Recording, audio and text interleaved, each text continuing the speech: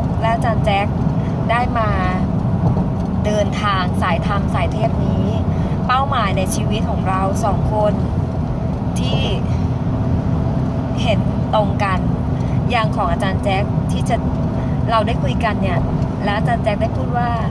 สิ่งหนึ่งที่อาจารย์แม่โจ๊กได้พูดออกมาว่ายังไงนะก็สิ่งที่อาจารย์โจ๊กบอกว่าคือเราจะสร้างทุกสิ่งอย่างที่ยิ่งใหญ่เพื่อสาธารณประโยชน์ไม่ได้เพื่อใช่อย่างเช่นเทวาลัยเราก็สร้างเพื่อสาธารณประโยชน์ส่งต่อให้ลูกหลานต่อไปโดยไม่ให้ยึดติดเป็นของใครคนใดคนหนึ่งในสิ่งนี้ที่โจ๊กพูดออกมาใช่ครับโดยที่เราคุยกัน2คนใช่ไหมใช่และอาจารย์แจ็คคิดว่ายังไงมันเป็นอะไรที่ยิ่งใหญ่แล้วเป็นอะไรที่มองผลออกมาแล้วว่ามันคือประโยชน์ของส่วนรวมและเป็นประโยชน์แห่งความสุขที่แท้จริงที่เราได้ที่มันออกจากสภาวะจิตใช่ที่เราเป็นอยู่ณปัจจุบันเลยแหละและจะเป็นต่อไป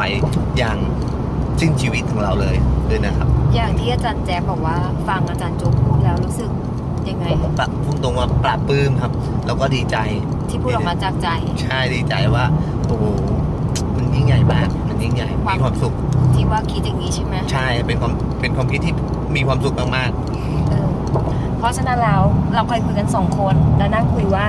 อย่างอาจารย์โจ๊กเคยพูดกับอาจารย์แจ๊บว่าวันหนึ่งที่เรามีเทวาลัยที่สร้างและสมบูรณ์นะคะที่ถวายให้กับพระมารดาและพระบิดาและเทพเทวาทุกพระองค์วันที่เราสร้างเทวาลัยเมื่อเราอายุมากขึ้นคือเราจะส่งต่อให้กับลูกหลานลูกศิษย์ที่สามารถช่วยกันพยุงให้เรียกว่าพระสัจธรรมตรงเนี้ยในการเผยแพร่ในพระสัจธรรมและในธรรมคำสอนของพระพุทธเจ้าและทุกศาสนาไม่ว่าจะศาสนาใดก็ตามและนับถือในเทพเจ้าได้สานต่อสิ่งดีๆตรงนี้ค่ะให้เป็นที่ยึดเหนี่ยวจิตใจของมนุษย์เป็นจุดศูนย์กลางของคนที่เคารพบูชาแม้วันหนึ่งที่เราไม่ได้อยู่ในโลกนี้แต่เราได้สร้างสิ่งนี้ไว้ให้กับผู้คนนะคะตรงนี้ที่อาจารย์โจ๊กตั้งใจและอยากทำเพื่อมวลมนุษย์และไม่คิดที่จะยึดติดเป็นของใคร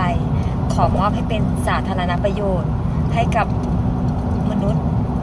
ที่มีความรักเชื่อมั่นศรัทธาบูชาเทพรุ่นสู่รุ่นนะคะไม่ได้ยึดว่าเป็นของเราและไม่ขอเรียกว่าเมื่อเรามีเทวาลัยเราสร้างแล้วเราจะทำสิ่งนี้เพื่อสังคมและไม่ขาย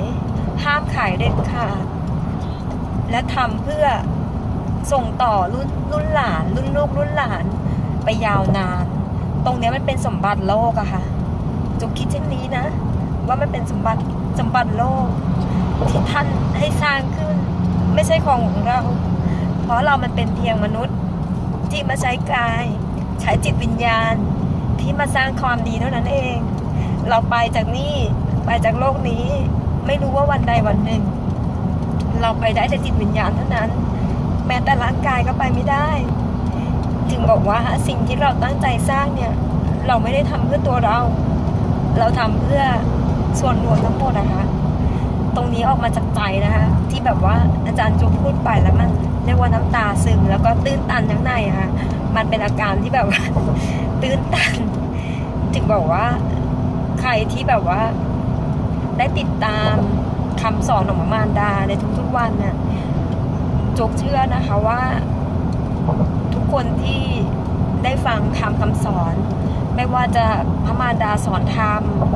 ในการให้นั่งสมาธิและปรับฐานใจพระมารดาจะเน้นเรื่องการปรับฐานใจทุกคนที่มาให้เข้าใจในสัจธรรมมากอะค่ะก็เลยคิดว่าเราโชคดีที่สุดแล้วค่ะที่ได้มีโอกาสนี้และได้หันมาทำความดีค่ะขอขอบคุณผู้ร่วมเดินทางและผู้ที่เข้าใจในพระสัจธรรมของพระมารดาและเข้าใจในกายสังขารอาจารย์แม่โจและอาจารย์พ่อแจ็คเสมอมาต้องขอบคุณทุกท่านนะคะครับขอบคุณมากนะครับและอย่าลืมวันที่28 สิงหาคมนี้นะคะพบกันให้ได้ขอบคุณมากค่ะสวัสดีค่ะ